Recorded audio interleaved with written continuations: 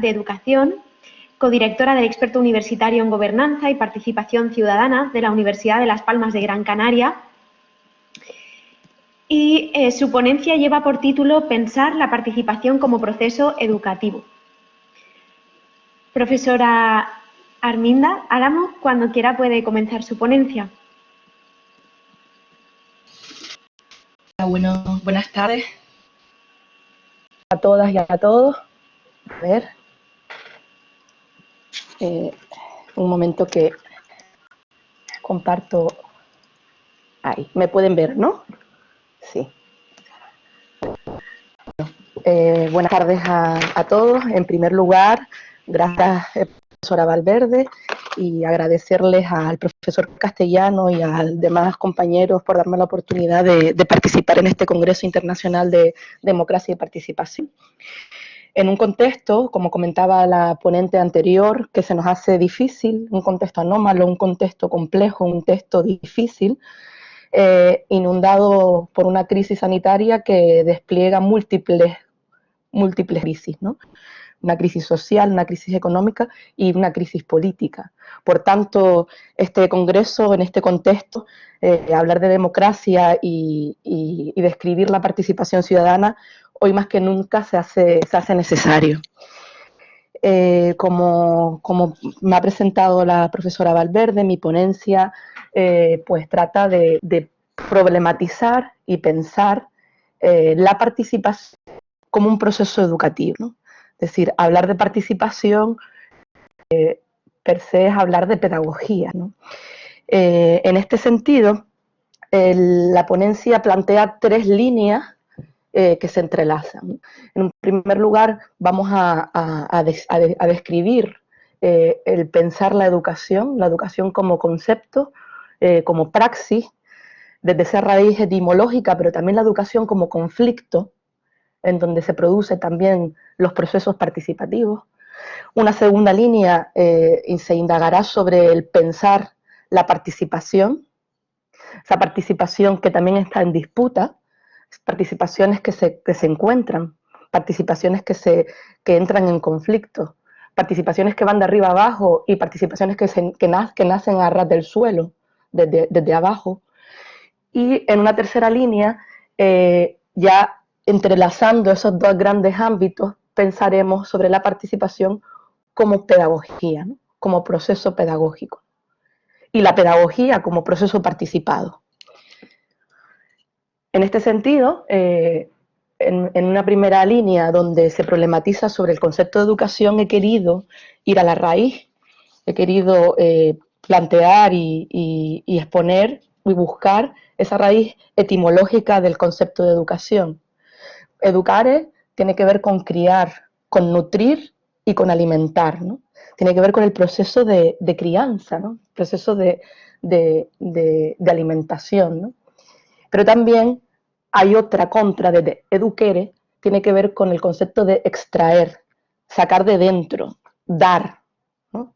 Dar a algo, ¿no? Entonces, en ese sentido, se produce una relación de sacar, de dar algo, pero también de construir, ¿no?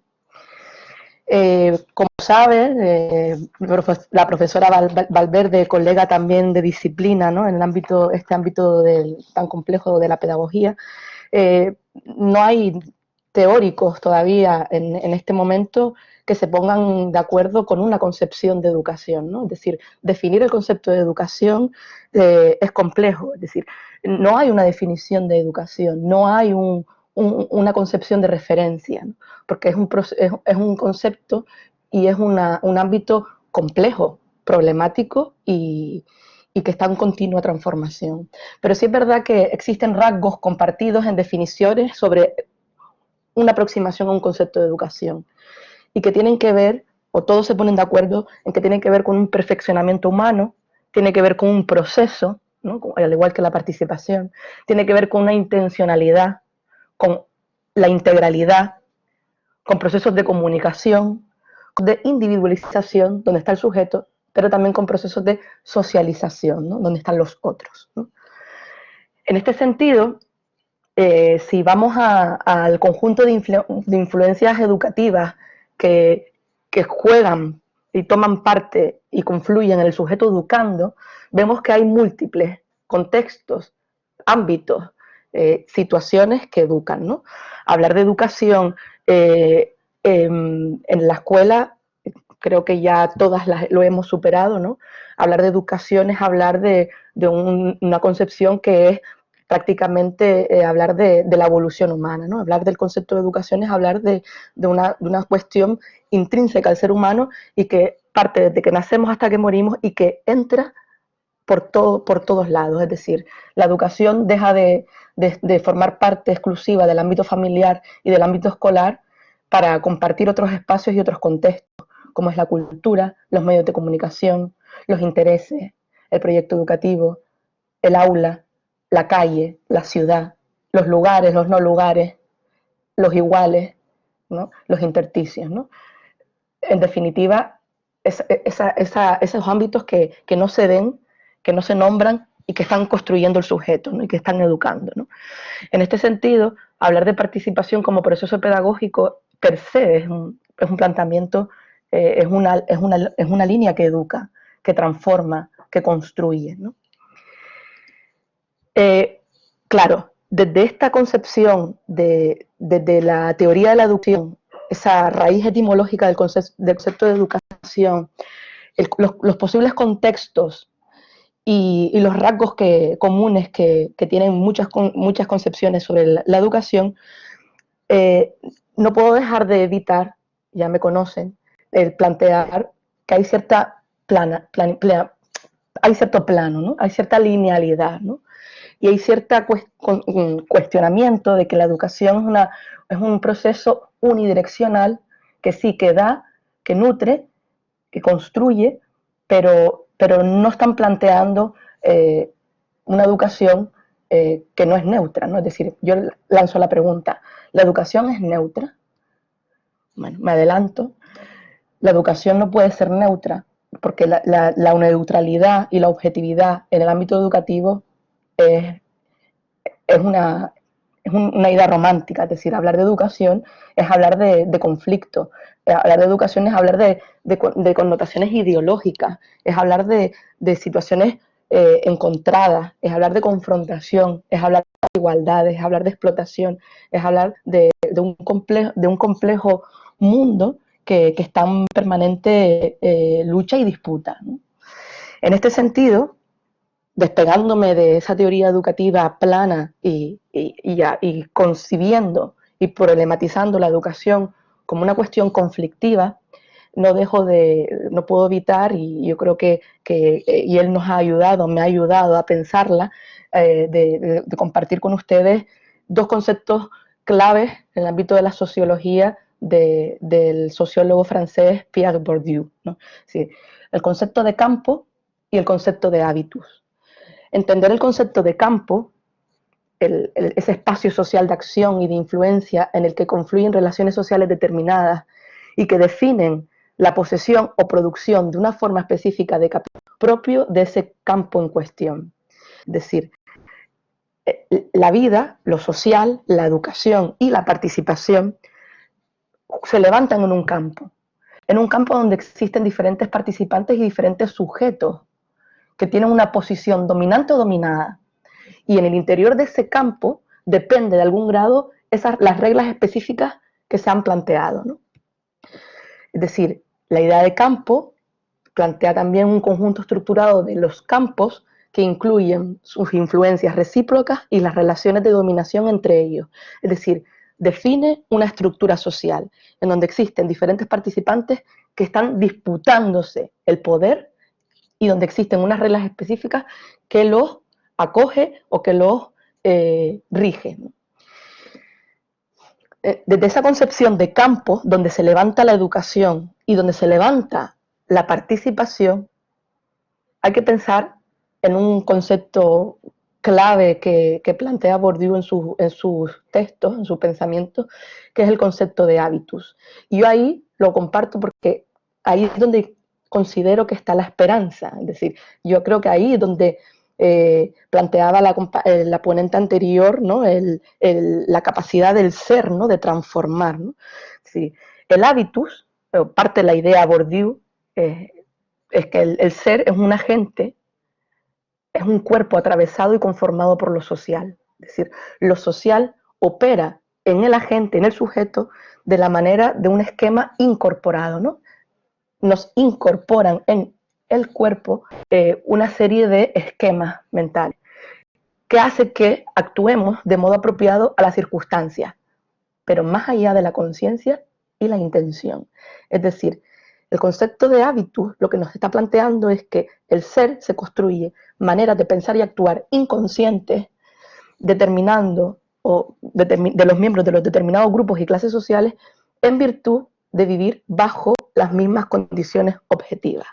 Por eso la importancia siempre de ese contexto conflictivo, ¿no? Y ese contexto en disputa. Entonces, en este sentido, desde la concepción de hábito, el individuo es un ser biológico socializado, es decir, la sociedad existe en un estado individual y en un estado incorporado en él. Es decir, el individuo es lo social individualizado. El ser es la construcción de una sociedad. Y en este sentido, Bourdieu, desde esta lógica de cómo se plantean esos esquemas y se incorporan en el sujeto, plantea que el hábito no es un destino y no es un factum, sino que a la vez, si funcionamos desde esta lógica, podemos hablar de que el hábito es un sistema de disposiciones abierto, que queda sometido a experiencias y quedará transformado por ellas. Por lo tanto, lo que interesa desde esa concepción de hábitos es, si ese sujeto es penetrado, incorporado, esas maneras de pensar y hacer inconscientes, si despertamos, si sabemos que es así, Bourdieu plantea que en este sentido existe la capacidad de invención del individuo como agente creativo y actuante. Por lo tanto, le damos la vuelta y el hábitus empieza a ser un principio organizador de la acción. Es decir, si soy consciente de que soy un ser que se me ha incorporado de manera inconsciente los valores, los sistemas y la estructura social, puedo desactivarlo y volverme en un ser creativo y actuante, en un ser que toma parte, en un ser que participa, en un ser que transforma y en un ser que quiere desactivar ese hábitus lineal que tiene que ver con esa concepción de esa sociedad individualizada. Claro. En este sentido, desde la concepción de campo y la concepción de hábito, afirmamos, podemos pensar que la educación, al igual que la participación, se levantan en un campo social en permanente disputa. Es lo que planteaba del conflicto, ¿no? Lo que planteábamos de esa situación conflictiva. Porque existen posiciones distintas, porque existen proyectos diferentes, porque hay lógicas distintas, porque hay dominaciones y sumisiones. Y en este sentido, como una bisagra, se van moviendo en ese campo los agentes y sus intereses. Y la participación, ya yo me he adelantado, porque en este sentido la participación adquiere la misma lógica desde esa concepción bourdiana. La participación se levanta en un campo social. La participación nos hace, y creo que es lo importante en este sentido, que tomemos una posición en ese campo social. Y hablar y pensar de participación hace que la neutralidad, tanto en la educación como en los procesos de transformación, no existe, porque nos están diciendo que tomemos parte. Por lo tanto, la participación también se levanta en ese campo social bourdiano que está en permanente disputa. Pero en este sentido, uniendo el concepto de campo social y de disputa, hay que hablar, o creo que es importante, de plantear esa 11ª tesis de Feuerbach, en donde Marx y Engels planteaban que el objeto es concebido solamente bajo la forma de la percepción, pero no como actividad humana, como práctica. Pero si nos vamos a la 11ª tesis, nos plantea que los filósofos no han hecho más que interpretar los diversos modos de mundo, es decir, han descrito el mundo, pero nadie, pero de lo que se trata, y ahí yo creo que es esa dimensión más en ese ámbito de esa educación participada, de esa participación pedagógica, nadie de lo que se trata es de transformarlo, es decir, a medida que participamos y que nos eduquemos o que estemos conociendo la realidad, la estemos transformando, ¿no? En este sentido, tenemos que ser conscientes de ese campo y desactivar ese hábito para construir esa transformación del mundo mientras lo conocemos, ¿no? También me he permitido el lujo de ir a la raíz etimológica del concepto de participación y tiene relación, ¿no? Participar es tomar parte de algo. Pars, partis, parte. Capere, tomar, agarrar. Tío, acción, efecto. Es decir, participar es tomar parte, es agarrar, pero es la acción también, ¿no? Esa acción que también es educación, ¿no? En este sentido, desde esa concepción de participación y en esa concepción de un campo social en disputa, he intentado simplificar posibles posiciones en ese campo. Una posición de una participación que se regula desde el poder instituido, desde lo instituido, entra en conflicto con una participación autónoma desde otras instituciones, ¿no? En este sentido, se plantean dos líneas, ¿no? Una participación que se regula desde lo instituido nos habla de una domesticación de la participación. Es una participación que va de arriba a abajo, que plantea una jerarquía, está arreglada, está regulada, tiene unos límites y persigue muchas veces, en muchos modelos de gobierno, no todos, ahora estamos cambiando, persigue el apoyo de determinadas políticas de gobiernos y de estados e incluso de agendas y cronologías que tienen que ver con un pensamiento electoral. Esta participación regulada está ahí en ese campo, ¿no? Está ahí toma parte en ese campo y hay unas reglas y unos agentes que pertenecen a ella. Entra en disputa con otra línea, otra concepción de la participación que yo le he llamado autor desde otras instituciones, porque las instituciones no son solo estamentos administrativos. Una institución se forma, se produce cuando un grupo de gente se organiza en torno a una finalidad, o un gobierno se organiza en torno a una finalidad. El ser es social y tiene la capacidad de instituirse, de constituirse en una institución libre de voluntad y por lo tanto tomar parte en este campo. Esta participación no es domesticada, es intempestiva y creativa, porque está continuamente generando conciencia social y potencia las organizaciones de masa.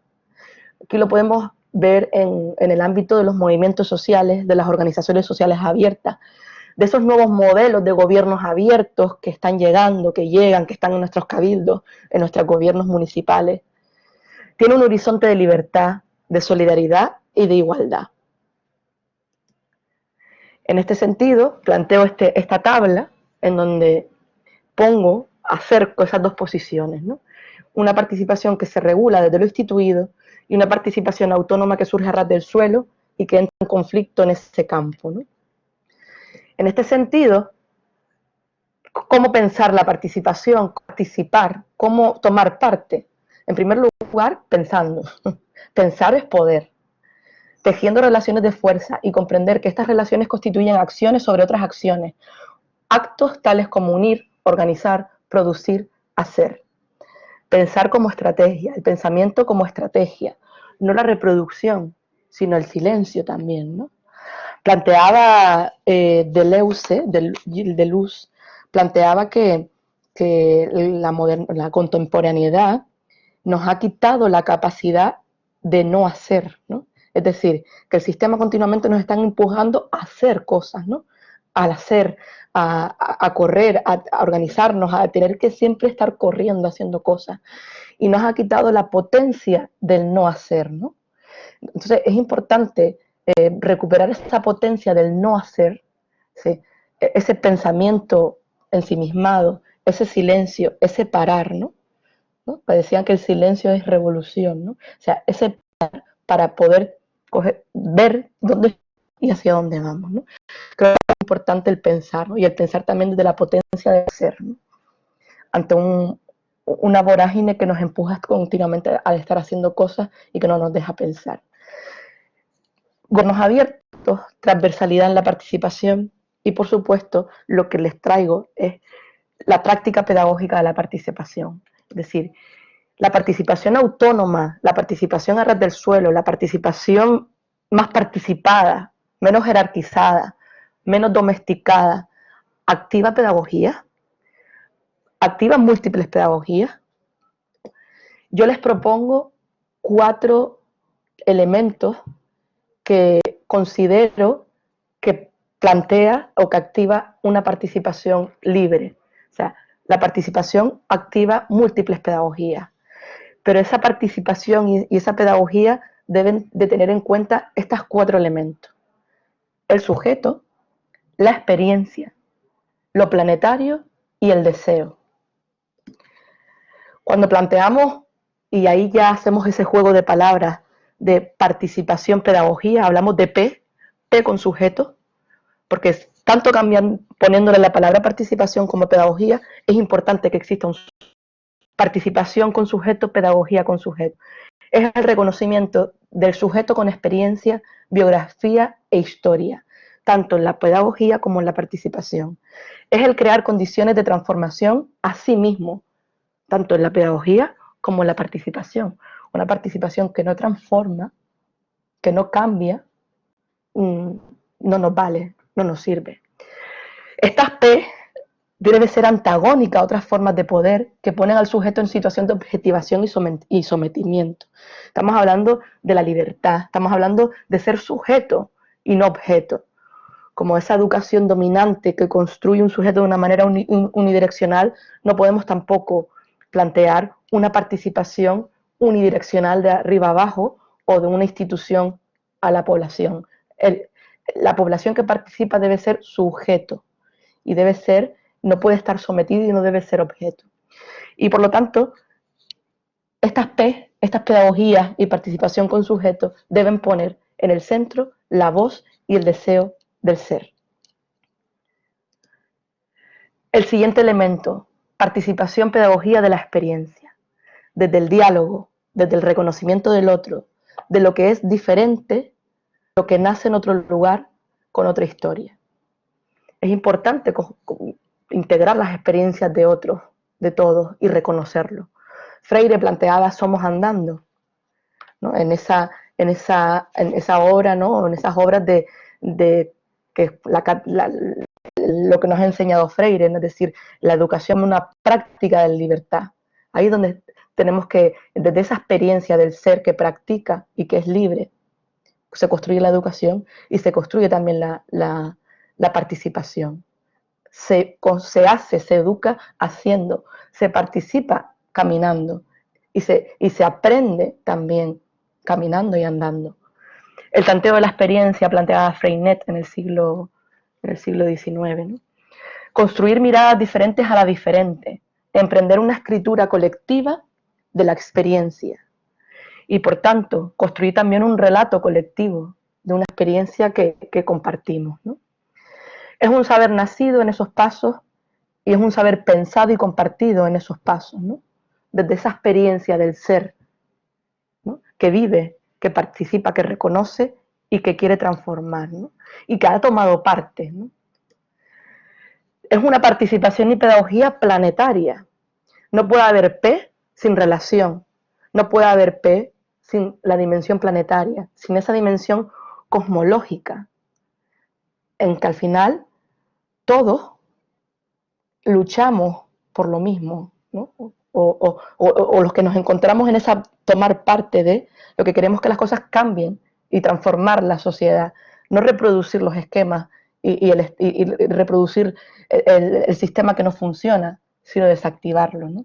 Y eso tiene que ver con el mundo entero, ¿no? Con otros mundos que parecen distintos pero son los mismos. O sea, tiene que ver con ese carácter planetario de los movimientos sociales, ¿no? Que todos se tocan, ¿no? Todos se tocan porque todos abogan por la lucha contra el patriarcado, por el feminismo, por el anticapitalismo, por el anticolonialismo, ¿no? Es decir, son pedagogías o son participaciones militantes porque se están nutriendo desde abajo, a ras del suelo, ¿no? Desde las entrañas, ¿no? No desde arriba, no desde las normas, de los planes, de las leyes, sino desde abajo. Requiere de los espacios colaborativos, necesitan el análisis crítico de los discursos y la reconceptualización de sus propias prácticas, ¿no? Es importante esa criticidad de los discursos y yo siempre le digo a mis alumnos que no hay que hablar de cualquier forma, ¿no? Y que hay que darle la vuelta a las palabras, ¿no? Porque desestabilizando lo semántico podríamos entender el significado de las cosas, ¿no? Voy a hacer un paréntesis. Ahora nos están hablando, salió el otro día en un seminario que organicé en tercero de educación social, nos están hablando de la nueva normalidad y que asumamos el lenguaje de que nos encontramos en una nueva normalidad y asumimos, interiorizamos una nueva normalidad como algo normal. Entonces, si desestabilizamos esos conceptos que llegan de la prensa, que llegan del poder, que llegan del sistema, yo creo que deberíamos resistirnos a hablar de una nueva normalidad. Esto no es una nueva normalidad, esto es una normalidad. Y hay que verlo como una situación anormal. Y que están conduciéndonos a otros escenarios y paisajes que yo me resisto a hablar de normalidad. En este sentido, lo que planteamos, ¿no? El análisis crítico de los discursos y la reconceptualización de las propias prácticas. Me niego a que esto sea una nueva normalidad. Me niego a que vayamos a vivir así para toda la vida, en donde ya no solo tapamos nuestros rostros, no nos tocamos y nos distanciamos, sino que, leí el otro día en prensa, sino que tenemos que estar en silencio en el metro, ¿no? Ya nos callan, nos tapan y nos hacen sordos. En este sentido, es importante este análisis crítico de los discursos y pensar que lo social, que la calle, que la realidad, que ese campo no es fijo, sino se mueve, ¿no? Y por último, el cuarto elemento es el deseo, ¿no? El placer, ¿no? El deseo, el goce, ¿no? Esa participación o esa pedagogía o esa participación que es pedagógica debe hacerse y debe ejercerse con deseo. Es compleja experiencia, es una compleja experiencia fecundada por el deseo. Pero ¿qué es lo que se puede hacer en este mundo sin deseo, ¿no? O sea, la pedagogía del amor, ¿no? La pedagogía siempre tiene que ver con una cuestión de los mejores deseos, ¿no? Del amor, del afecto, ¿no? El deseo en sí mismo no tiene objeto, porque puede ser manipulado, puede ser una mercancía, puede ser codificado. Por eso Deleuze plantea que el flujo deseante no codificado es el nombre de Luciano del goce, es decir, el placer por el placer, pero saber el deseo, pero saber hacia dónde vamos, ¿no? Hacer las cosas con deseo. Yo creo que desde este elemento nos está situando y yo creo que ese deseo de transformar y de caminar es el que nos está dando la luz de hacia dónde vamos. Comparto este cuadro porque creo que es importante ese paralelismo, ¿no? Esa participación desde el sujeto que plantea una pedagogía con sujeto y una educación libertaria. Esa participación desde la experiencia que plantea una pedagogía de la experiencia y una educación a tientas. Esa participación planetaria que plantea una pedagogía planetaria y una educación con relación. Esa participación desde el deseo que plantea una pedagogía con deseo y una educación del goce. Creo que entrelazar estas tres concepciones que se tocan, que se pierden, que empiezan a ser una igual que la otra, creo que es la clave para pensar esa participación como práctica pedagógica, ¿no? Que activemos múltiples pedagogías que nos lleven a tomar parte en ese campo y que nos hagan cumplir esa tesis de Feuerbach, de no conocer el mundo, no participar en un mundo, sino de transformarlo, ¿no? Por lo tanto, voy concluyendo, la participación autónoma es una práctica pedagógica en sí misma. Hablar de participación es hablar de pedagogía tiene que ser participada. Y quiero terminar la intervención compartiendo pues, unas palabras de Freire, ¿no? Que plantea que se equivocan tanto el idealismo al afirmar que las ideas separadas de la realidad gobiernan el proceso psíquico, como el objetivismo mecanicista que, transformando a los hombres en abstracciones, les niega la presencia decisiva en las transformaciones sociales. Bueno, muchas gracias y espero seguir compartiendo con ustedes ahora en la rueda de reflexiones conjuntas y encontrarnos pues por aquí. Gracias.